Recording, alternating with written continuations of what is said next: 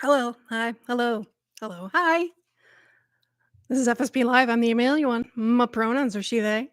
And I'm here. This is my last week doing live during the run of Murderbot, which was the thing that inspired me so that I could come be a person in the world and talk about Murderbot. And the last episode aired. I watched it last night when it came out at 9 on the East Coast of the US. And yeah, it was hugely disappointing. I'll tell you some things I liked. Uh, it I like that they've been using the acid bath and melting it down for scrap, and, they've used that as like a Chekhov's gun in the very first act, and then brought it back subsequently, to remind us that that was a thing, and then in the final moments, it was an imminent risk, and I like that we saw that was good structure, good story structure. Good job, writers.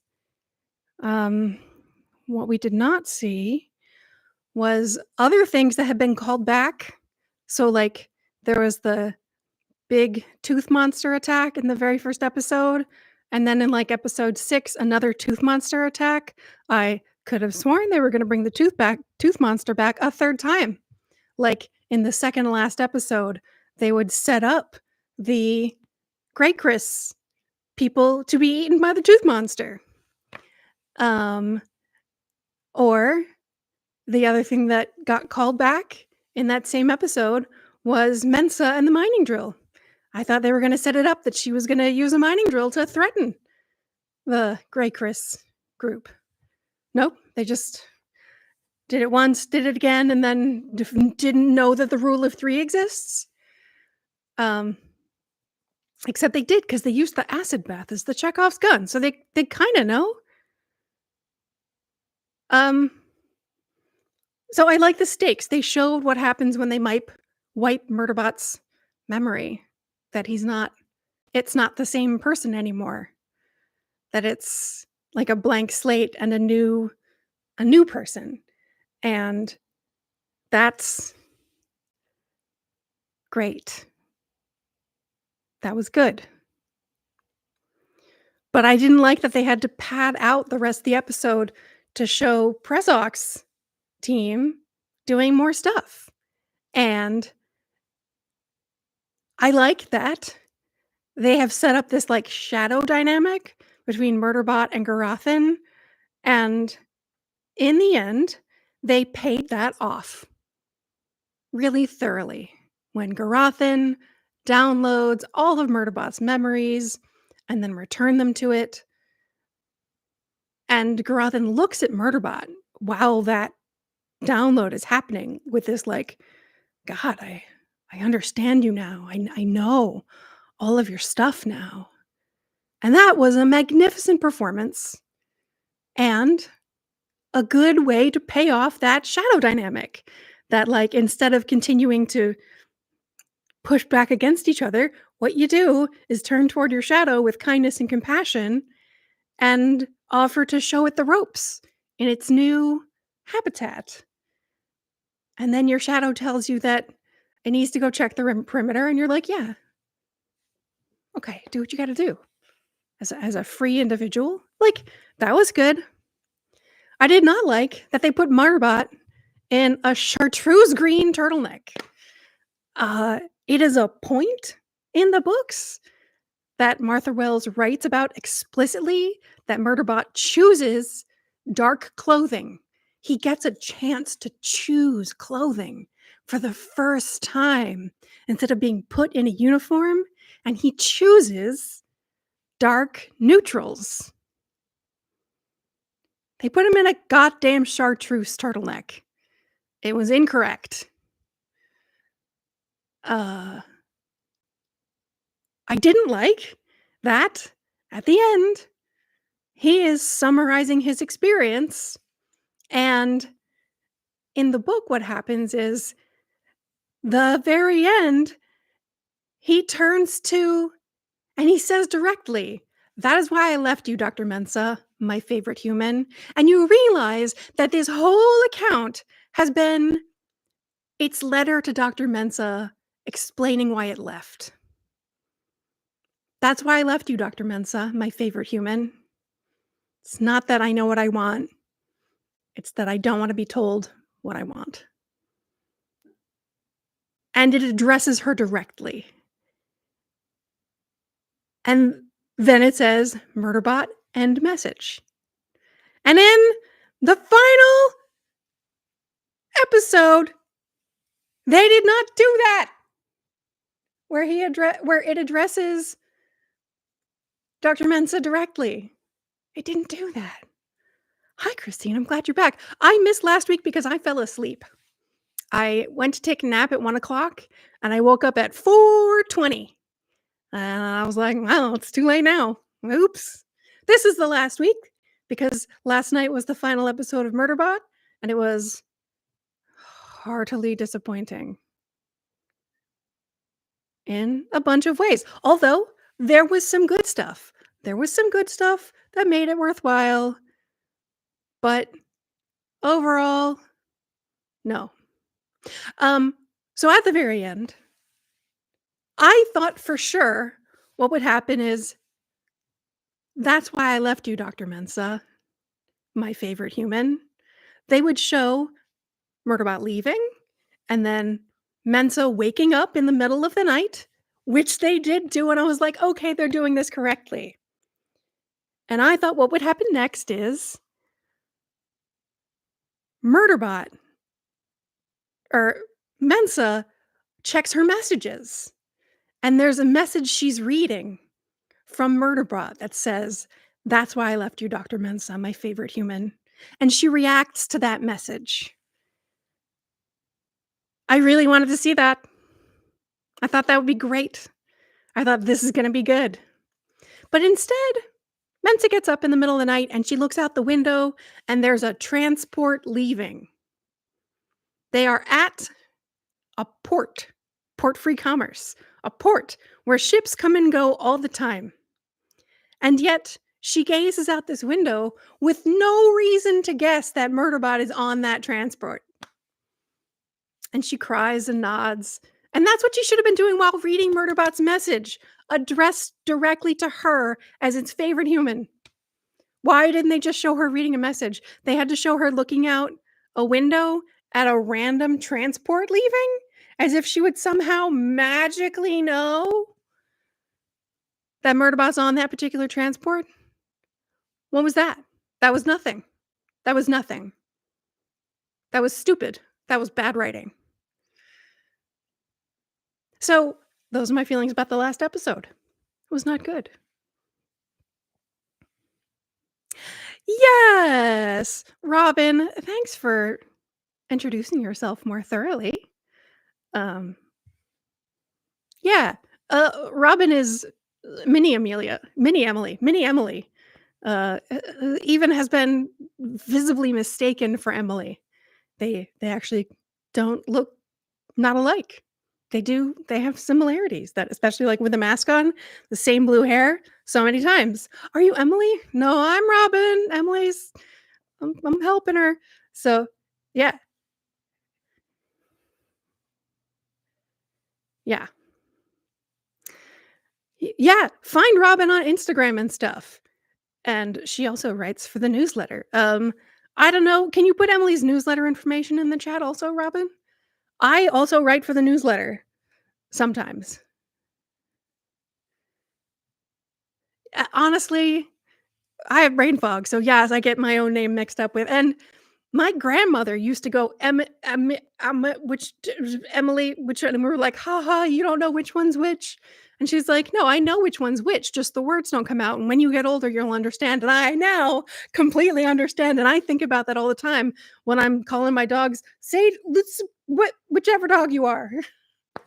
It's not that I don't know. It's that words are they don't come as precisely.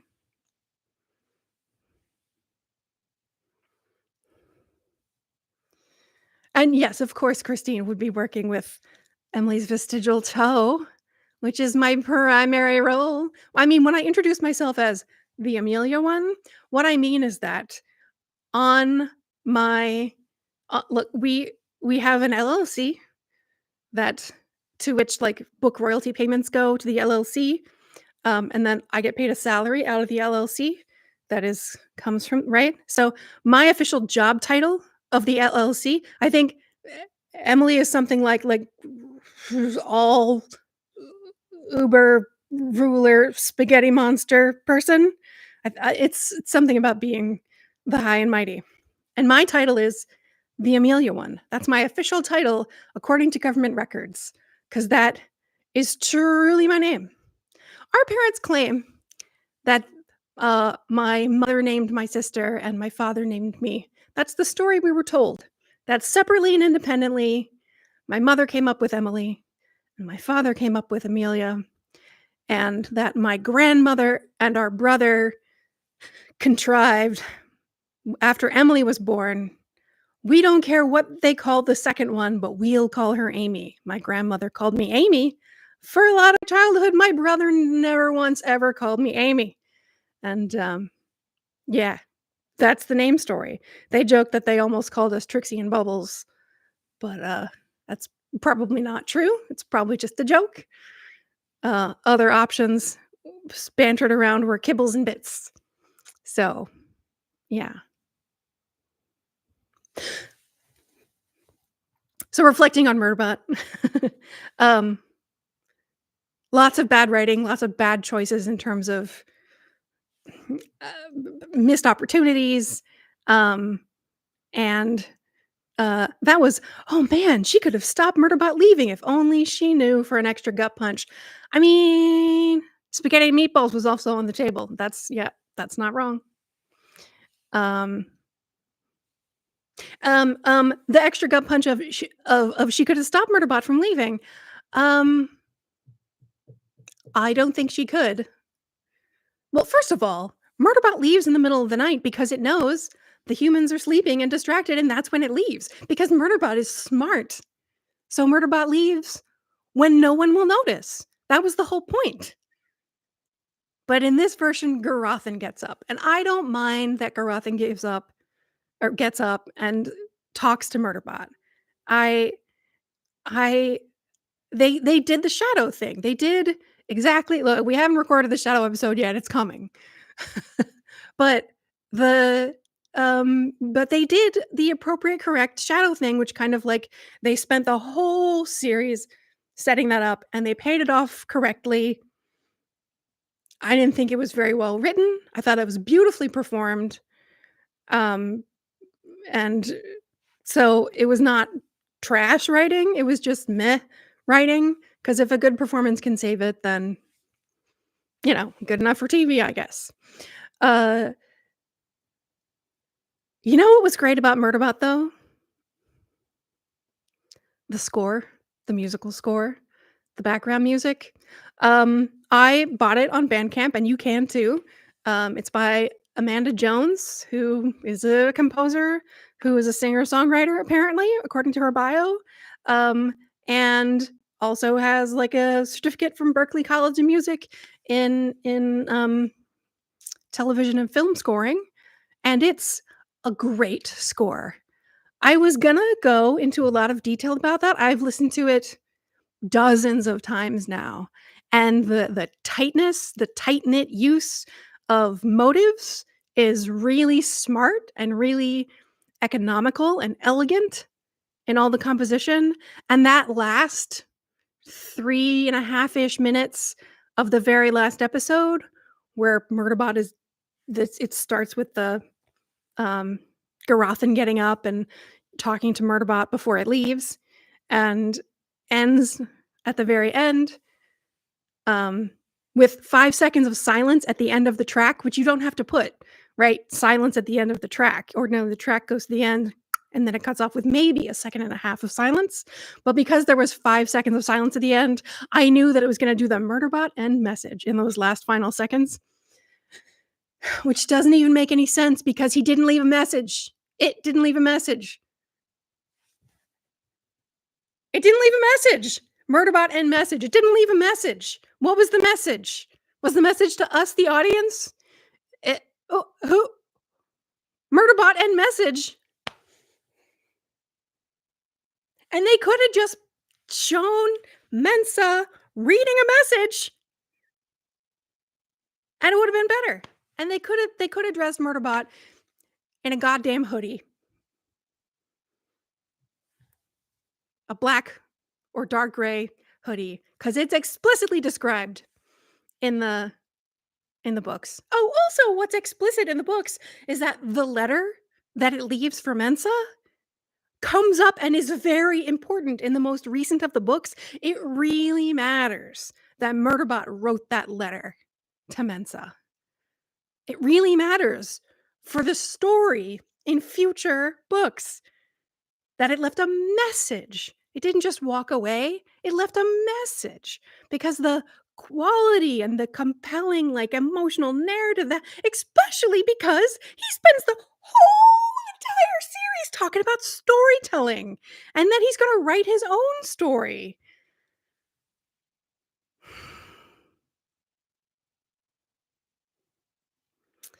Robyn lets me know that Paul Weitz and Chris Weitz, who created, directed, and wrote some of the episodes, don't have a lot of television experience and their filmography is kind of all over the place.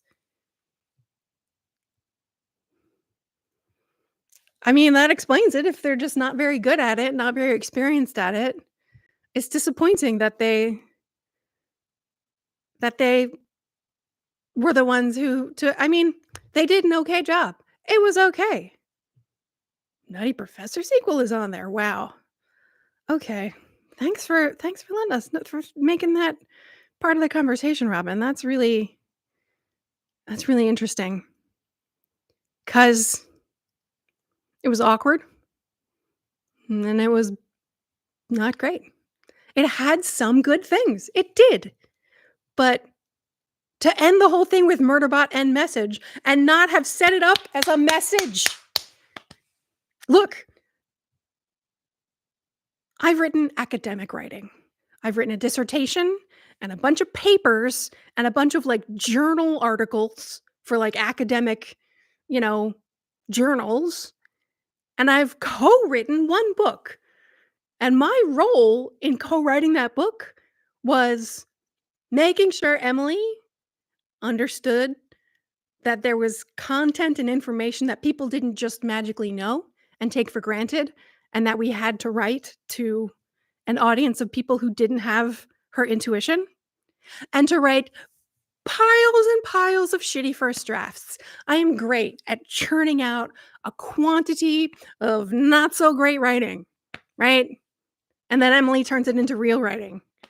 Everything that you read and burn up that's like, "That's really nice. That was Emily."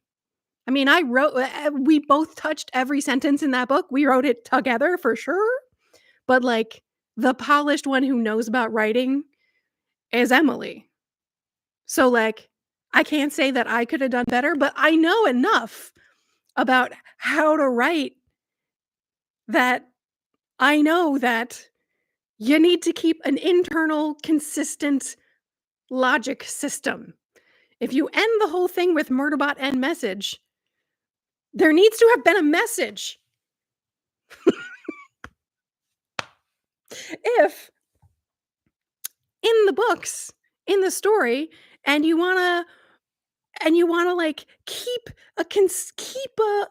maybe you want a chance of a second season where you tell future stories, you know what you do?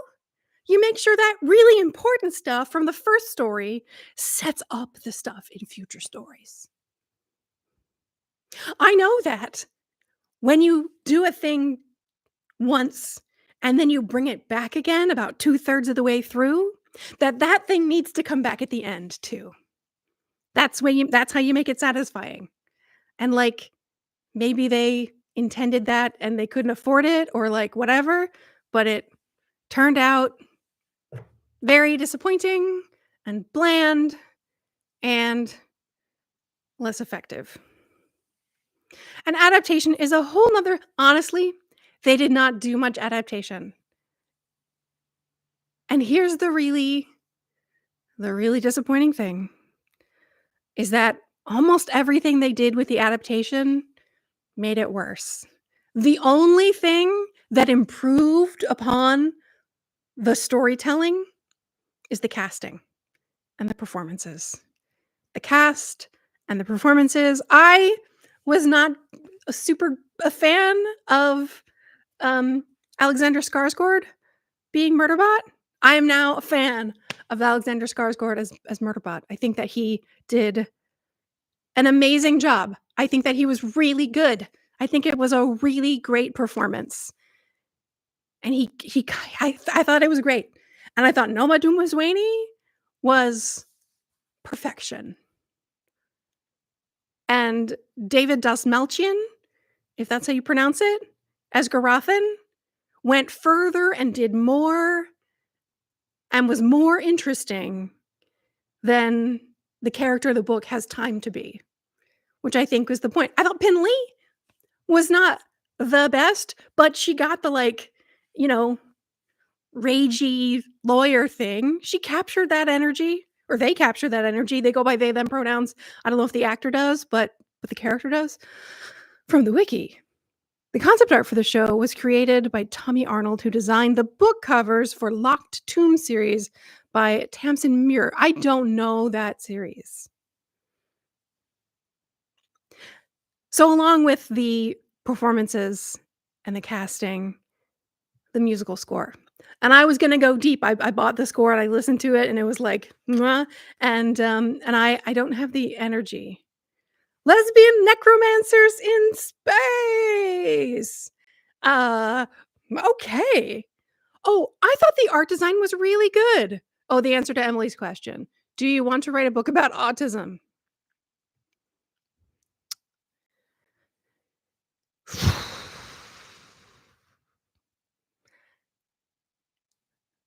Yeah, I mean, I do. I just don't know what it would be about exactly. I mean, it'd be a book about autism. I think it's important that you, Emily, write about autism in a way that is more accessible than like our tiny little, kind of online presence. Um, because your perspective is so underrepresented, is so not at all represented. And I do think it would be of value for us to do it together because in this case, I'm the normie. I mean, I am a rare bird in terms of the population. I check a lot of divergency. I'm hella diverse. No, I just check a lot of diversity boxes.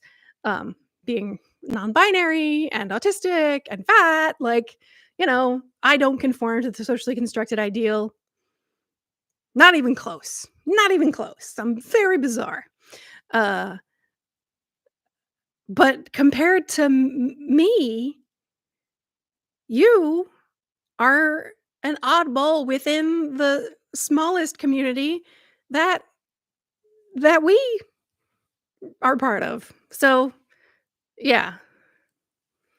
Christine says, "It would be so interesting to have a book with both flavors of ASD." Yeah, that's not something I found elsewhere. I also think that it would be important, yeah, to write a book about autism that isn't just about, one person's experience of autism, which so far, the books about autism that I've read that are nonfiction, like, I'm gonna be helpful and share this with people aren't autistic, who are autistic especially, are really mostly about people like me. People who are out of touch with their bodies and their internal experience, whose spectruminess is, um, awkward socially, sensitive to, um, you know, light and sound and crowds, um, but who function mostly okay, um, and who have to spend time working on interoception and proprioception and nociception, have to learn to listen to their bodies. And to tell that story, the like, here's how everybody does this thing, and then have that story go along while Emily's story goes, over top. I think, yeah.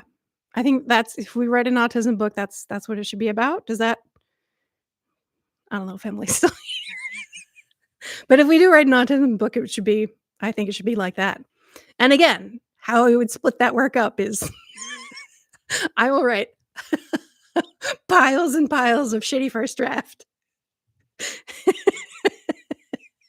We can get Rich to well, Emily says the visual representation nails it, and I think we should get Rich to, like, draw a thing. Yeah. Um, yeah. So I okay. Should we write a thing for Lindsay? And has long COVID has long COVID impacted how I've been working on these things? 100%. 100%. Um, I was able to, um, write the burnout workbook. I when we first started writing the burnout workbook, I did the workbook. I made the workbook because I mean, it's based on it couldn't have existed without Emily, but, like, Emily didn't write the workbook. I wrote it. So, like, I started and I was going very slowly because it was quite difficult and I still was in, like, deep, hard brain fog. It was pretty tough. Um so when I was going kind of slowly and I was like, "I need a deadline. Can you give me a deadline so I can, like, plan and space out how much I need to get done by which dates?" And they, like, wouldn't give me a deadline. They were just feeling like I was going slowly, so they hired another writer to, like, to do a draft, basically. And the draft that came back was months later, and I was like, "If this was the deadline, I could have done this." And the draft that came back was so bad that I had to start from scratch anyway. It was obvious that the person who had done that work did not really understand what burnout was about, like, kind of got the vocabulary, but didn't have a deep, like, "Oh, I get it," about, like, diet culture, and there was some very problematic language. It was like it was not good, and it was all just the same, like, check boxes and lists, and there was no, like, multimodality kind of learning exercises. It was bad. And they wanted to, like, put that person's name on the cover or, list them as a co-author, and I was like, "No, I undid everything that person did. Not one word of that person's work is in this book." So, it was, it was a difficult process. But yeah, that was, it took a long time, and yeah, it affected that process. And also, when I recorded the audiobook, that's a book that could have been read in a day. Um, but instead, it took me 2 days of 2 shorter sessions, um, and my voice sounds like kinda ass in it, like, my voice sounds better in the Burnout book, and my voice was kind of raspy and hoarse in the Burnout Workbook audiobook. Um, uh, yeah, so and I've been thinking, like, I feel so much better now than I did 3 years ago. I feel so much better now than I did 2 years ago. Much, much better. I've gotten so much more able to do so many more things. Um, I'm not at 100%, of course, not even close, but I was at, like, 20% for a long time. And now I'm back up to, like, 70, 65%? Enough to work once a week for sure. Enough to work twice a week if I'm careful. Um, enough to work 2 hours a day if I get to write if I get to write if I get to, like, come out to the barn, commute, 50 feet out to the barn to write for 2 hours, I could do that, which I could not do 4 years ago. Um, I can read again. I can read pages. I've been reading an ebook instead of listening to an audiobook I downloaded an ebook to read with my eyeballs for the first time in 5 years, which is a very big deal because I've been writing some stuff. I've written stuff. I read and I write, and, like, I wrote, like, an interview, like, Q&A for The Atlantic. Um, I wrote, a foreword for the book Stepmomming. I wrote a chapter for a book about burnout. I've written some stuff. Um, but one of the hardest things to do is to read in preparation for those. Or like Emily wanted me to like, "Hey, read this draft for Come As You Are." And I was like, send me a Word file and I will have the voice assistant read it out loud to me. Because that's the only way I couldn't look at a page and but I can read now. I can read now. And that's so huge in terms of understanding how improved the brain fog is. It's a really big deal, and I'm stoked about it. So I'm excited to be able to do work again. So yeah, let's write a book about autism. Let's do it. We're gonna have to put a proposal together, I guess, first, and we'll we'll talk about it. Yeah. So this here is the last FSP Live structured along the releases of Murderbot. I really wanted to talk about the score today, but I'm too tired. I got I got that I got that um I'm super tired for multiple reasons. Let's just say perimenopause, be perimenopausing, and I'm tired.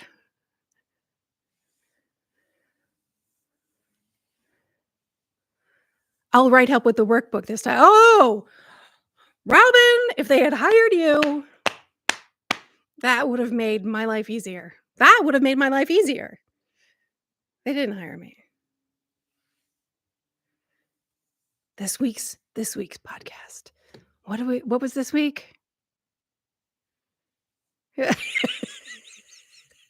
Robyn, do you wanna write a come together workbook? Oh, yeah. Oh, unmasking. Yeah. Yeah, that finally got released. We recorded that quite a while ago. Um, that was multiply requested.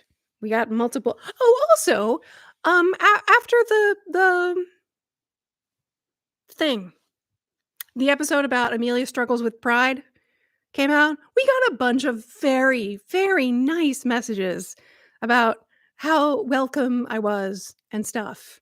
And that was so nice. So many people contacted us to be like supportive and positive and it was great. That was so nice. Pretty sure you're one of the pretty sure. Yeah, Christine, I think you were one of the people who requested the unmasking episode. Yes. Um, but you weren't the only one. We got and Emily was like, "Didn't we already do this?" And I was like, "We need to know more. We need to talk about it in more detail." And that's why I read Unmasking for Life and Emily read Unmasking Autism because it's another one of those books. Like Devin Price also has a PhD, like, and knows how to do research. So that's not just um this is my story with autism. Which those kind of books I don't find helpful because like please put it in some context for me. Please throw me some science, you know? Because that's what we did with burnout, because that's the kind of book that I literally needed. Um, yeah. I think I was going to lovingly call you a baby queer after Pride, but maybe I have forgotten. I don't remember now. Like, yeah, like, okay. I don't remember the specifics either. But Rich put them all in a file for me, and I was like, "No, it's so nice." Yeah, and, like, thanks for I do these to be a person in the world and to share and experience that I have because I feel very connected to Murderbot, and I wanted to talk about Murderbot, and, like, all 3 of you who watched the videos are very, like, positive and nice about it, and, like, that's awesome. Um, d so yay, thanks for being here and doing that. Uh, Rich definitely would think of you as buddy, for sure, 100%. So thank you all for being here and being part of the thing and let me be a person in the world with you for a little while. Uh, and now I gotta go lay down because perimenopause is a challenging experience, and I am going through it. It's one of those things like my period could start tomorrow or never again, and there's no way to predict it. There's no way to predict it. It's crazy. So I'm gonna go lay down. So, like, thank you so much. I'm so bummed that Murderbot did not end with, like, a really fantastic, tied up, gorgeous, emotionally satisfying. It ended with, like, a bunch of missed opportunities and just meh. It's disappointing. But, you know, the score was really great, and you should go buy it on Bandcamp and listen to it because it's smart and and well written. And some of the stuff that's not like scores for fight scenes is really lovely to listen to. You can just like add it to your playlist. Highly recommend that. Yeah. I mean, if there's a season 2 and if there or maybe just for some other time, maybe I'll be like inspired to do more lives, but as it is, this is the last one for the Murderbot series. So, whenever the next time is, I'll see you all then. Until then, I'll see you in the podcast episodes. Bye. Bye. Bye. Thank you. Bye. Bye.